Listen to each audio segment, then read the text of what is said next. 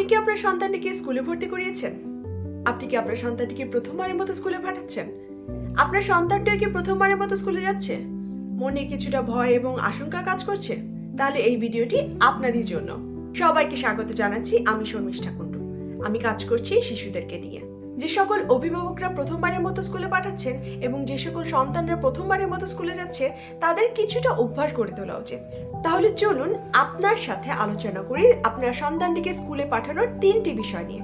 প্রথম বিষয়, সকালে ঘুম থেকে ওঠা। আমি জানি এটি একদিনে হয় না, কিন্তু অভ্যাস গড়ে তুলতে হয়।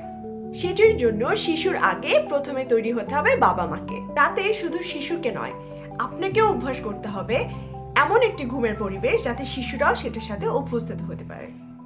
আপনাকে দ্রুত বিছানায় চলে যাওয়ার অভ্যাস করতে হবে, যাতে শুধু আপনি নয়, আপনার শিশুটিকে আপনি এমন একটি পরিবেশ তৈরি করতে দিতে পারেন যাতে শিশুটি মনে করে এখনই ঘুমানোর উপযুক্ত সময়।